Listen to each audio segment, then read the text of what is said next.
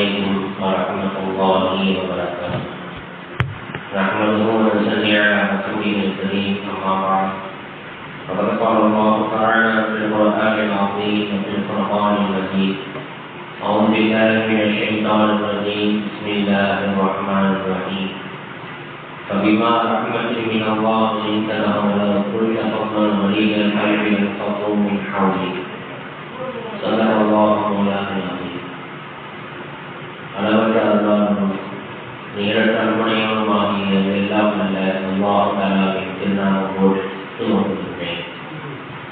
ஸலாத்தும் ஸலாமும் ஈருலகத் பெருமான் முஹம்மதே முஸ்தபா அஹ்மதே முஜ்தபா ரசூலே கரீம் ஸல்லல்லாஹு அலைஹி வஸல்லம் அவர்களின் மீதும் அன்னார் நடித்துவட்டை அப்படியே பின்பற்றி வாழ்ந்த உத்தம சத்திய சஹாபாக்கள், தாபிஈன்கள், தபா தாபிஈன்கள், வலிமார்கள், ஷுஹதாக்கள், சாலிஹீன்கள் நல்லோர்கள், குறிப்பாக ஜும்மா மஜ்லிஸில் அமர்ந்திருக்கக்கூடிய நம் அனைவரின் மீதும் அல்லாஹ்வுடைய ரஹ்மத்தின் கிருபை என்றென்றும் நிலவட்டுமாக.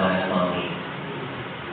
கண்ணியமிக்க அல்லாஹ்வின் மேலான பெரியார்களே, சகோதரர்களே, சகோதரிகளே, தாய்மார்களே, நமது உயிரிலும் மேலான கடவுள் நபிகள் நாயகம் ஸல்லல்லாஹு அலைஹி வஸல்லம் அவர்கள் ஒரு ஹதீஸிலே இப்படி சொல்வார்கள். திர்மிதியிலே இந்த ஹதீஸ் பதிவு செய்யப்பட்டிருக்கிறது. அப்துல்லா இப்னு மஸ்ஊத் ரலியல்லாஹு தஆலா அவர்கள் அறிவிக்கக்கூடிய ஹதீஸ்.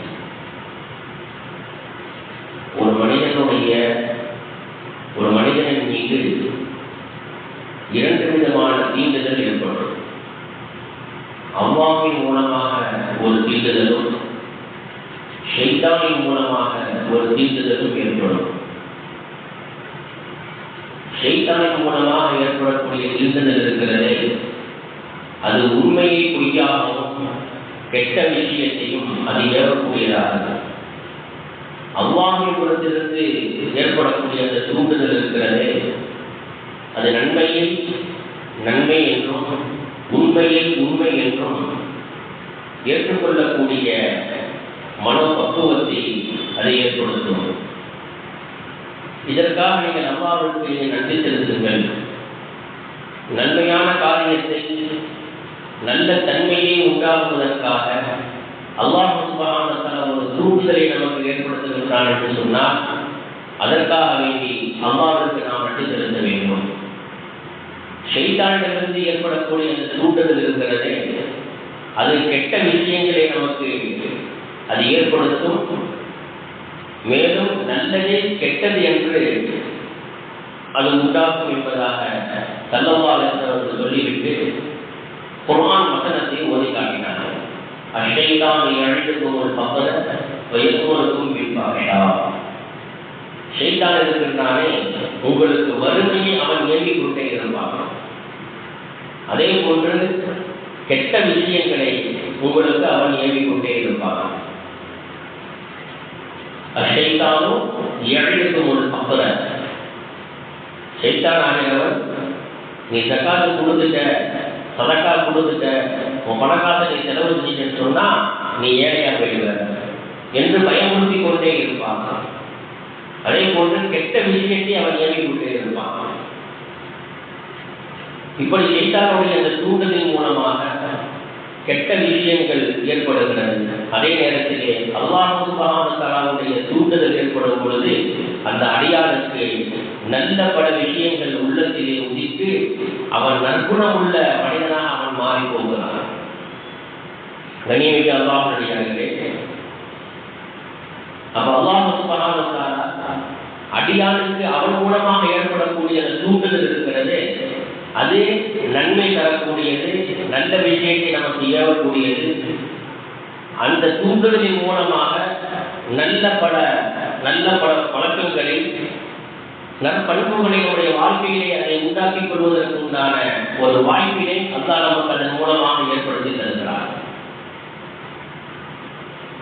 அப்படி என்று சொன்னால் ஒவ்வொரு மனிதனிடத்திலும் நற்குணங்கள் என்பது மிகைத்திருக்க வேண்டும்.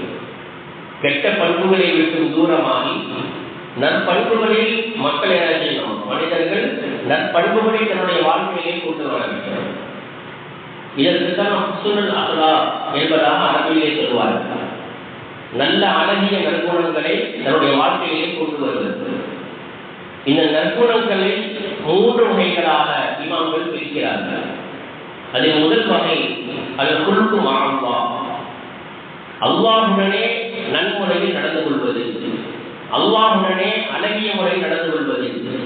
அது அல்லாஹ்விடத்தில் நம்ம நல்லவன் நடக்க முடியும் அப்படின்னு சொன்னா, அல்லாஹ் எதை ஏவனானோ அதை எடுத்து நடப்பது, அல்லாஹ் எதை விட்டு நம்மை தடுத்து நிற்கின்றானோ அதை விட்டும் நம்முடைய வாழ்க்கையை அதை விட்டு நாம் தவிர்த்திருப்பது.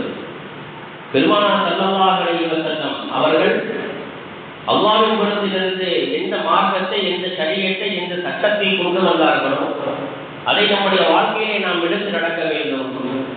எதை விட்டெல்லாம் நம்மை தடுத்தார்களோ அதை விட்டு முழுவதுமாக நாம் தவிர்த்திருக்க வேண்டும். இரண்டாவது வகை என்னவென்று சொன்னால் அல்-குல்கு மஅன் நஃப்ஸ், ஒவ்வொரு மனிதனும் ஒவ்வொரு அடியானும் தன்னுடைய சுய ஒழுக்கமாக அவர் நடந்து கொள்ள வேண்டும். ஒவ்வொரு மனிதனுக்கும் தனி மனித ஒழுக்கம் என்பதாக ஒன்று உண்டு. இன்னைக்கு ஒவ்வொரு மனிதனும் சரி சமுதாயத்தை குறை சொல்கிறார்களே தவிர என்னுடைய பழக்க வழக்கங்கள், என்னுடைய வாழ்க்கை நிலவரங்கள், என்னுடைய பேச்சு, என்னுடைய நடை, என்னுடைய உடை, என்னுடைய பாவனை, இவைகளெல்லாம் எப்படி இருக்கிறது என்பதாக யாரும் யோசிப்பது. உடனடியாக அவன் சொல்லக்கூடிய செய்தி என்னவென்று சொன்னால், ஒன்று தனக்கு எதிர்த்திருக்கக்கூடியவர்களை அவன் குறை சொல்வதும், ஒட்டுமொத்த சமுதாயத்தை குறை சொல்லிக் கொண்டிருக்கின்றானே தவிர அந்த சமுதாயத்திலே தானும் ஒருவன் என்பதை அவன் மறந்து விடுகிறான். கண்ணியமிக்க நாம் யோசித்து பார்க்க வேண்டும். தனி மனித ஒழுக்கம் என்பது நற்குணத்தில் ஒவ்வொருவரும் தனக்குள் இருக்கிறதா என்பதாக நாம் யோசித்து பார்க்க வேண்டும். அடுத்து 3வது வகை என்னவென்று சொன்னால் அல்-குல்கு மஅன் நாஸ், மக்களோடு அழகிய முறையில் நன்முறையில் நடந்து கொள்வது. கண்ணியமிக்க அல்லாஹ்வினடியார்களே, பெருமானார் ஸல்லல்லாஹு அலைஹி வஸல்லம் சொல்லுவாங்க, யாரிடத்துல 2 குணங்கள் இருக்குமோ அவங்க தான் சொர்க்கத்துக்கு போவாங்க. எந்த அளவுன்னு சொன்னா, சொர்க்கத்திற்கு அவங்களை கொண்டு செல்லக்கூடிய குணங்கள் 2 குணம் இருக்கும். அந்த 2 குணங்கள் யாரிடத்திலே இருக்குமோ அவங்க என்ன செய்வாங்க, அவங்க சொர்க்கத்துக்கு போயிடுவாங்க. சொர்க்கத்துக்கு உரித்தானவர்கள் என்பதாக ஸல்லல்லாஹு சொல்றாங்க. இந்த ஹதீஸ் திருமீதியில பதிவு செய்யப்பட்டது. அபூ ஹுரைரா ரலியல்லாஹு அன்ஹு சொல்றாங்க, மன் நக்ஸர மா யதுகுலு நாஸு அல் ஜன்னah, மக்களிலேயே சொர்க்கத்திலே அதிகமாக இருப்பவர்கள் யார் என்று ஸல்லல்லாஹு அலைஹி வஸல்லம் கேட்கப்பட்டது. ஃபகால ஸல்லல்லாஹு அலைஹி வஸல்லம் சொன்னாங்க, 2 தன்மைகள் யாரிடத்தில் இருக்குமோ, ஒன்று தக்வல்லாஹ், அல்லாஹ்வுடைய அச்சம், அல்லாஹ்வுடைய பயம். இரண்டாவது ஹுஸ்னுல் குல்க், அழகிய நற்குணம். இந்த 2 தன்மைகள் யாரிடத்திலே இருக்குமோ அவர்கள் சொர்க்கத்திற்கு உரித்தானவர்கள், சொர்க்கத்திற்கு அவர்கள் செல்லக்கூடியவர்கள். இந்த 2 தன்மையை மட்டும் இருக்கும். ஆனா துரதிர்ஷ்டவசம் என்னன்னு சொன்னா, இந்த 2 தன்மையுமே சமுதாயத்தில் இல்லாம போயிடுச்சு.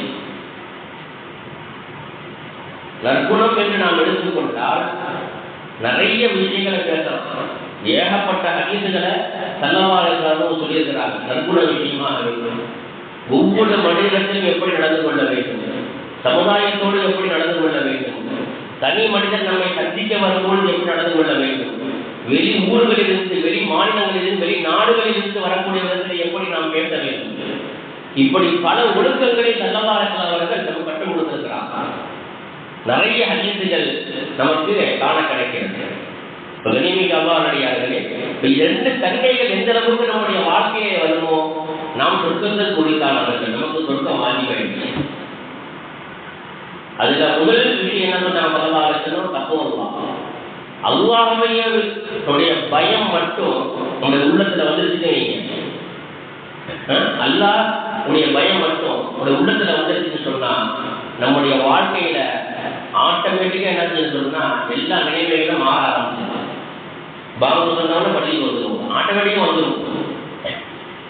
பாவத்திலேயே ஏன் மூழ்கி இருக்கிறோம், தொழுகைக்கு ஏன் வர்றதில்லை அப்படின்னு சொன்னா அல்லாஹ்வுடைய அர்த்தம் இல்லை. ஒரு சில பேர் என்ன சொல்றாங்க தெரியுமா, அதெல்லாம் பார்த்துக்கலாம் வறுமை அந்த கேள்வி கேட்போம்னு நான் சொல்லி முடியாது. என்ன காரணம் சொன்னாலும் ஒவ்வொரு ஒவ்வொரு காரணத்தை நாம் சொல்லும் பொழுது ஒவ்வொரு மனிதரையும் அல்லாஹ் நிப்பாட்டி வைத்து அவருக்கு என்ன செய்வான், பதில் கொடுத்துட்டே இருப்பான். இப்போ உதாரணத்துக்கு பாருங்களேன், ஒரு நல்ல அரசாட்சியில் இருக்கிறார், மிகப்பெரிய அரசியல்வாதியாக இருக்கிறார். மக்களுடைய தேவைகள், மக்கள் சந்திக்க வர்றாங்க, அவங்களுக்கு தேவையான செஞ்சு கொடுக்குறாரு, நல்லதுதான் செய்யறாரு. மக்களுக்கு தீங்கு செய்யல, மக்களுக்கு தீங்கு செய்யல, நல்லதுதான் செய்யறாரு.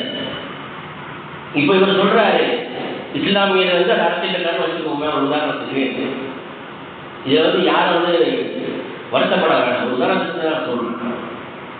அப்ப அவர் என்ன சொல்றாரு, நாளைக்கு மறுமைக்கு அல்லாட்ட நான் இந்த பொறுப்புல நான் இருந்தேன், மக்களுடைய விஷயங்களை பார்க்கறதுல எனக்கு நேரம் போயிடுச்சு, ஆனால் சொல்ல முடியல அப்படின்னு என்ன செய்வாரு சொல்லுவார். அதாவது ஒரு பகுதினா ஒரு 1000 மக்கள் இருக்கிறாங்க, ஒரு பகுதியில் இருக்கிறாங்க. அந்த 1000 மக்களுக்கும் என்ன தேவை அப்படிங்கிறத அரசிடம் இருந்து வாங்கி கொடுப்பது அவருடைய பொறுப்பு. அப்ப அல்லாஹ் சொல்றாரு, எனக்கு மக்களுடைய அந்த தேவைகள் இதிலேயே என்னுடைய காலங்கள் போயிடுச்சு, அதனால சொல்ல முடியல. அப்ப அல்லாஹ் சுலைமான் அலைஹிஸ்ஸலாத்து வஸலாம் அவங்களை கூப்பிடுவோம். சுலைமான் அலைஹிஸ்ஸலாம் கூப்பிடுவோம், கூப்பிட்டு நிற்க வச்சு, உனக்காக ஒரு பகுதி தான், ஒரு பகுதியே ஆடுவதற்கு உண்டான அந்த ஆட்சியோட நான் கொடுத்தேன். இவங்க யார் தெரியுமா, சுலைமான் அலைஹிஸ்ஸலாம். ஒட்டுமொத்த உலகத்தை ஆட்சி செஞ்சாங்க, துர்வம் பண்ணாங்களா அல்லாஹ் கேட்பான்.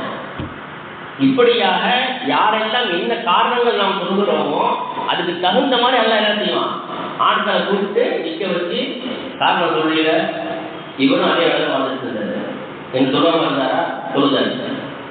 இப்படியாக அதை என்ன செய்வான், ஒவ்வொரு நபருக்கும் அந்த காரண கருத்தாக சம்பந்தமாக என்ன செய்வான் சொல்றது நான் பதில் சொல்ல வரோம். இப்போ கண்ணியமிக்கவரை நம்ம யோசிச்சு பார்ப்போம்.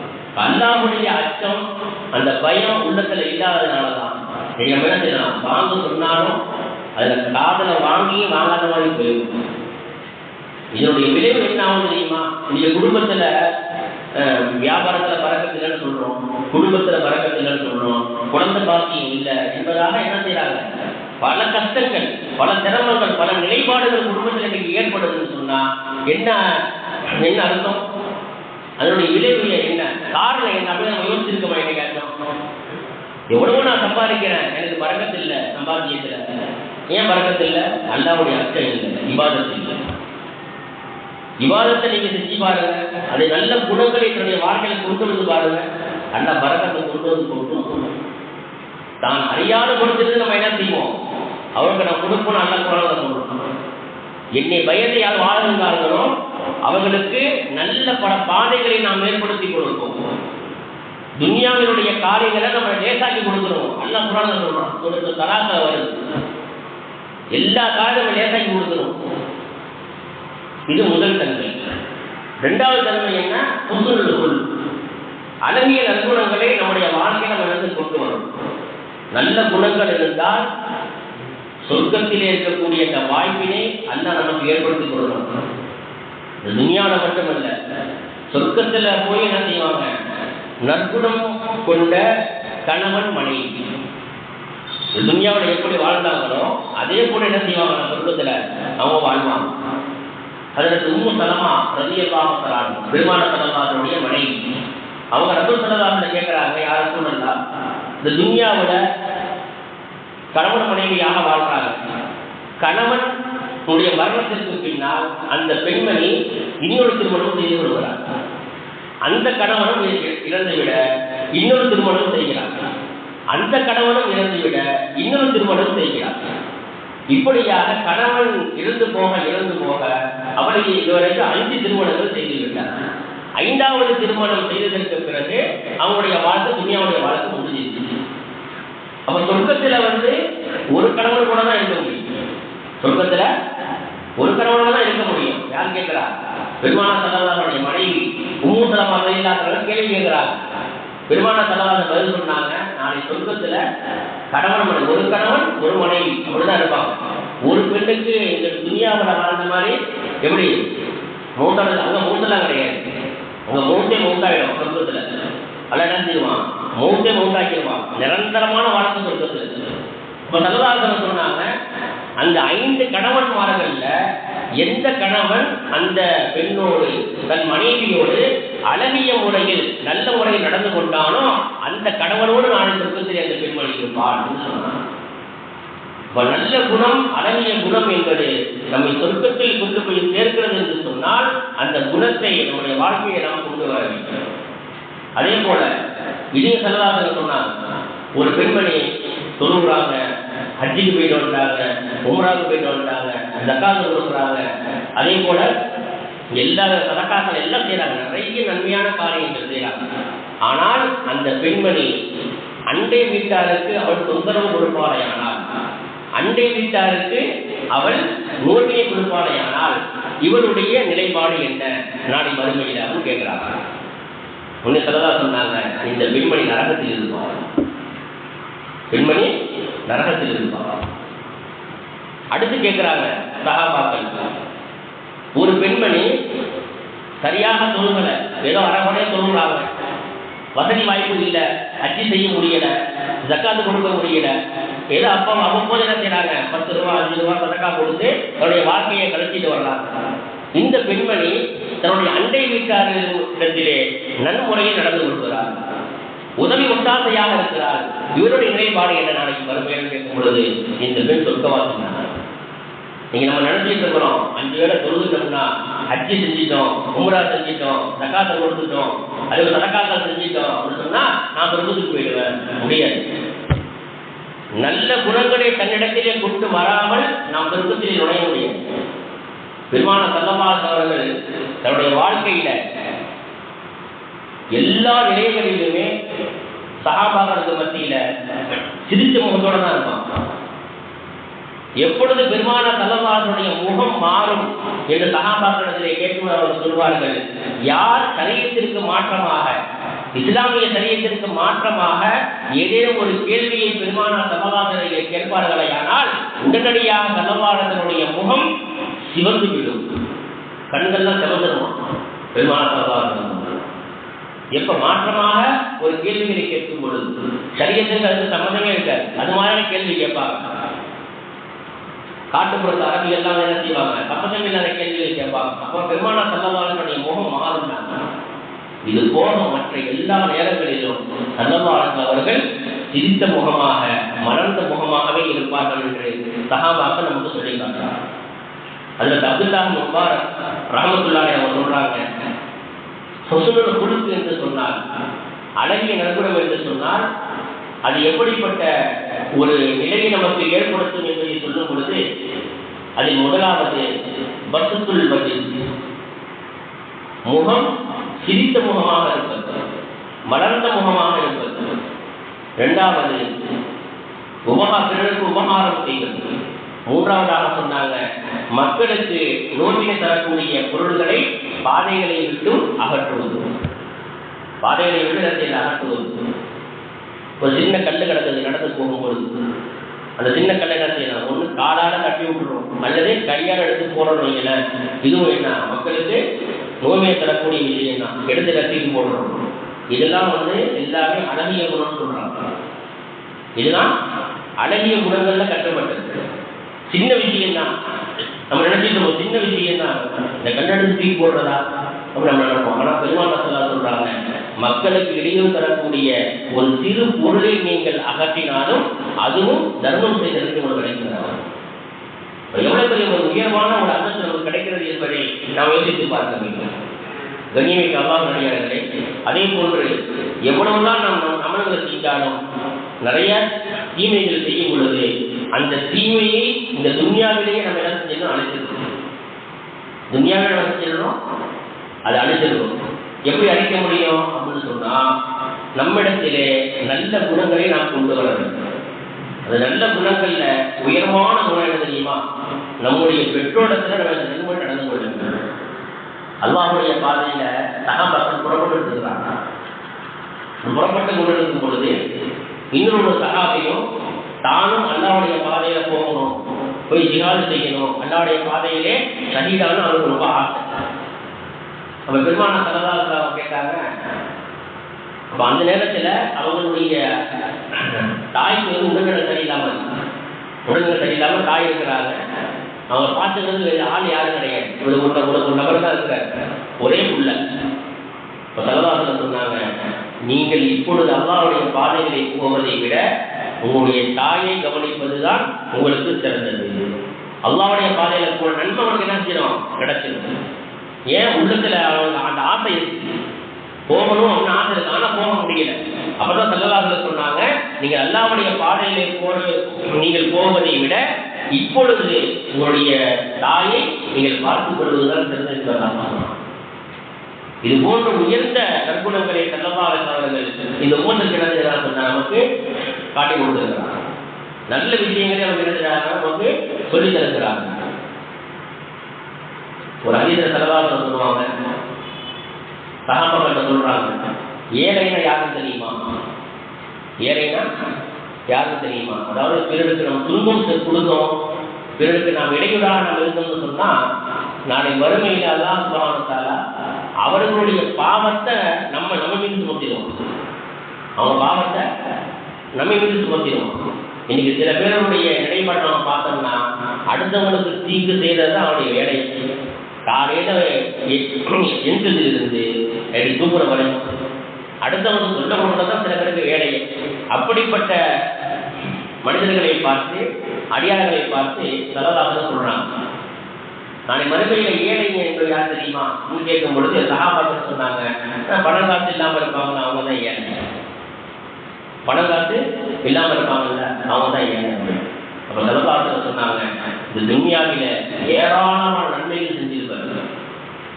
அவர் செஞ்ச நன்மையை பார்த்தவங்க சொன்னா நமக்கே பொறாமையா இருக்கும், இவ்வளவு நன்மை செஞ்சவரா அப்படின்னு. அவ்வளவு நன்மை என்ன செய்வாரு, அப்படியே மன மாதிரி குடிஞ்சிருக்குமா அவருடைய நன்மை. ஆனால் அவர் யாருக்கேனும் தீங்கிழைத்திருப்பார், யாரையும் திட்டி இருப்பார். அல்லாஹ் என்ன செய்வான், அவருடைய நன்மைகளை பூரா என்ன செய்யணுமா, கொஞ்சம் கொஞ்சமா அவனுக்கு கொடுத்து எல்லாம் முடிஞ்சு போயிடும். நன்மை பூரா என்ன செய்யணும், எல்லாம் முடிஞ்சிருக்கு. இன்னும் பாக்கி ஆள் இருப்பாங்க, பெரிய வருஷம் நிற்கும், டியூ நிற்கும். அவனுக்கு என்ன செய்வாங்க சொன்னா, பெருமானார் சொல்றாங்க, மீதி இருக்கக்கூடிய அந்த நபர்களுடைய பாவத்தை எடுத்து இவன் மீது சுமத்தப்பட்டு அந்த நரகத்தை தூக்கி எறிஞ்சிடுவோம். படத்தில் நினைச்சிடுவான், தூக்கி எறிஞ்சிடுவோம். நாம் செய்யக்கூடிய அமல்கள் நமக்கு எனக்கு இது போதுமானது, நான் 5 வேளை தொழுதுட்டேன் எனக்கு போதுமானது, அப்படி அல்ல. நற்குணங்களை நம்முடைய வாழ்க்கையை நாம் கொண்டு வரணும். பிறருக்கு நோய்வினை கொடுக்காமல் பிறருக்கு நன்மைகள் செய்து அவர்களுடைய துவாவை நாம் பெற வேண்டும். அது குறிப்பாக பெரியவங்க இருக்காங்க. ஒவ்வொரு வீட்டில் பெரியவங்க இருந்தாங்கன்னு சொன்னா அவங்க நமக்கு கிடைச்சிருக்கிற மிகப்பெரிய பொக்கிஷம். வீட்டில் பெரியவனா யாரு? ஒன்று நம்முடைய அத்தாவுடைய அத்தா இருப்பாங்க, அல்லது அத்தாவுடைய அம்மா இருப்பாங்க, அல்லது அம்மாவுடைய அம்மா அம்மாவுடைய அத்தா இருப்பாங்க. அப்படி இல்லைன்னு சொன்னா நாம் எந்த வீட்டில் நம்ம திருமணம் முடிச்சிருக்கிறோமோ அந்த வீட்டில் இருக்கக்கூடிய அவங்களுடைய பாட்டி பாட்டை அப்படி இருப்பாங்க. அவங்கெல்லாம் குடும்பத்தில் பெரியவங்க இருக்கிறது மிகப்பெரிய பரக்கத்து. பெருமானார் சொல்றாங்க, அல் பரக்கத்து மஅகாபிரி, பரக்கத் அபிவிருத்தி என்பது உங்களுடைய பெரியோர்களிடத்திலே இருக்கிறது. அவங்க என்ன அர்த்தம், அவங்களிடத்துல நன்முறையில் நாம் நடந்து கொண்டு அவங்களுடைய துவாவை நாம் பெற வேண்டும்.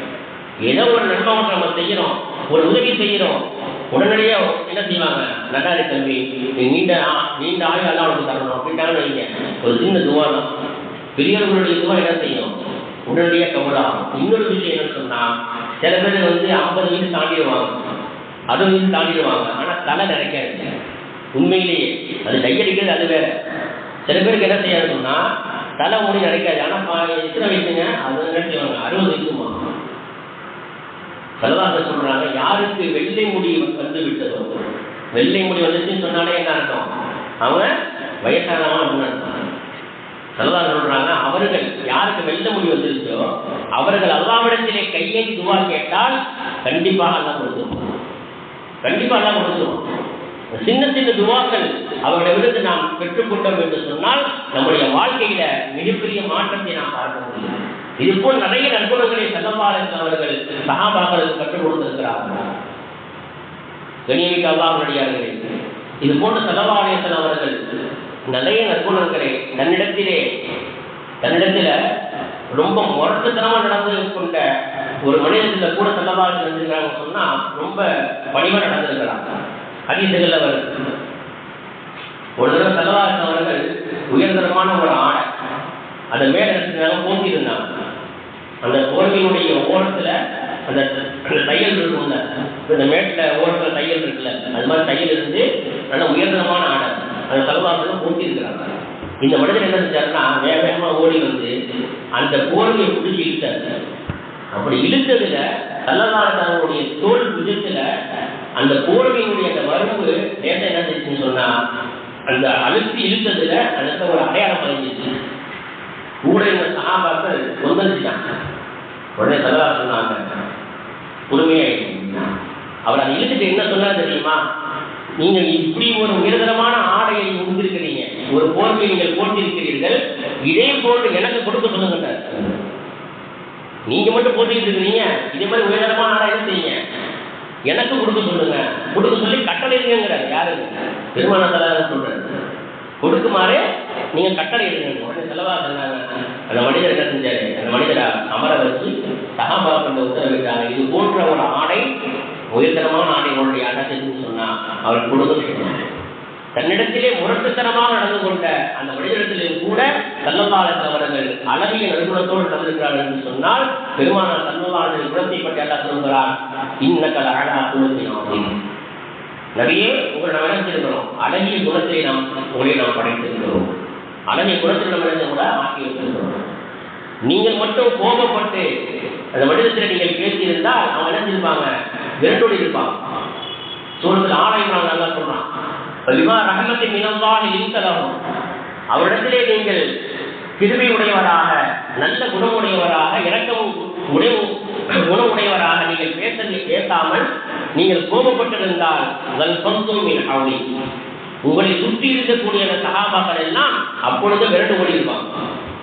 அந்த நல்ல குணத்தை, இரக்க குணத்தை உங்களுக்கு நாம் கொடுத்து சொல்றோம், இந்த நல்ல குணத்தை நாம் கொடுக்கணும் என்பதாக அல்லாஹ் குணத்தை சொல்லி காட்டுகிறான். கண்ணியமிக்க அல்லாஹ்வுடையார்களே, பெருமானார் ஸல்லல்லாஹு அலைஹி வஸல்லம் அவர்கள் சொல்லியிருக்கக்கூடிய இது போன்ற ஏராளமான ஹதீஸ் கிரந்தத்திலே நாம் பார்க்க முடியும்.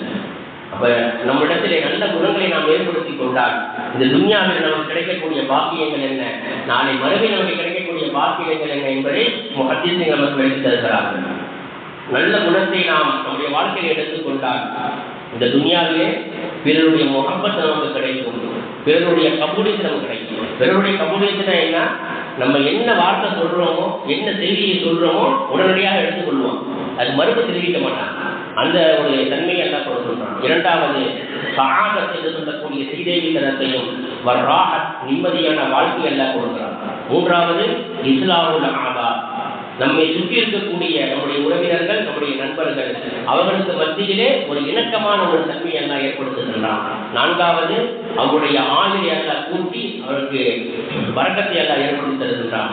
ஐந்தாவது ஈமானிலே பரிபூர்ணமானவர்களுடைய அடையாளம் இது போன்ற நற்குணங்களை ஏற்படுத்திக் கொள்வது என்பதாக முஹத்திஸீன்கள் சொல்றாங்க. இது துன்யாவிலே கிடைக்கக்கூடிய நமக்கு பிரதிபலன், அதற்கு கிடைக்கக்கூடிய பாக்கியம். நாளை மறுமையிலே என்ன பாக்கியம் கிடைக்கும், நல்ல குணங்கள் நம்முடைய வாழ்க்கையில கொண்டு வந்தோம் அப்படின்னு சொன்னா நாளை மறுமையிலே அது குர்பு மினல்லாஹி வன் நபி ஸல்லல்லாஹு அலைஹி வஸல்லம், அல்லாஹ்வுடைய நெருக்கமும் பெருமானார் ஸல்லல்லாஹு அலைஹி வஸல்லம் நெருக்கமும் கிடைக்கும். அதாவது ஸல்லல்லாஹு அலைஹி வஸல்லம் அவங்களுக்கு பக்கத்தில் உட்காரக்கூடிய பாக்கியம் கிடைக்கும்.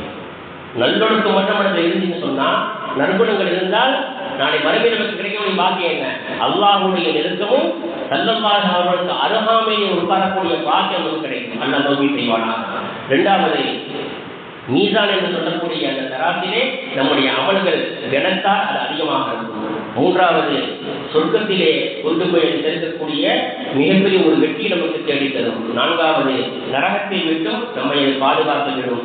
ஐந்தாவதாக ஹுர்மாத்துல் ஆலியா, தரஜாத்துல் ஆலியா, உயர்தரமான அந்தஸ்தை சொர்க்கத்தில் நமக்கு தேடித்தரும். அடுத்து ஆறாவது மகபிரத்து செய்யா, நாம் செய்திருக்கக்கூடிய சிறு பாவங்கள் எல்லாம் மன்னிக்கப்பட்டவர்களாக நாளை மறுமையிலே சொர்க்கத்திற்கு செல்லக்கூடிய ஒரு பாக்கியம் யாருக்கு கிடைக்கும் என்று சொன்னால், யார் தன்னுடைய வாழ்க்கையிலே நற்குணங்களை கொண்டு வந்தார்களோ, அதே போன்று தக்வா என்று சொல்லக்கூடிய அச்சத்தை கொண்டு வந்தார்களோ, இந்த இரண்டு தன்மை யாரிடத்தில் இருக்குமோ அவர்கள் மிகப்பெரிய சொர்க்கவாதிகள். அவர்கள் துன்யாவிலே சொர்க்கத்தை கொண்டு சுபச்செய்தி சொல்லப்பட்டவர் என்பதாக ஸல்லல்லாஹு அலைஹி அவர்கள் ஹதீஸ் மூலம் சொல்லி காட்டுகிறார்கள். ஆகவே நாம் நம்முடைய வாழ்க்கையிலே நற்குணங்களை கொண்டு வந்து அல்லாஹ்வுடைய அச்சத்தை உள்ளத்திலே நாம் ஏற்படுத்தி துன்யாவிலே அல்லாஹ்வுக்கு பிடித்தமான அடியார்களாக ஸல்லல்லாஹு அலைஹி வஸல்லம் துஆவையும் ஷஃபாஅத்தையும் பெறக்கூடிய உயர்ந்த மக்களாக நம் அனைவரும் நாம் புரிவானாக. வாஹிரு தஅவானா அல்ஹம்துலில்லாஹி ரப்பில் ஆலமீன். அஸ்ஸலாமு அலைக்கும் வரஹ்மத்துல்லாஹி தஆலா வபரகாத்துஹு.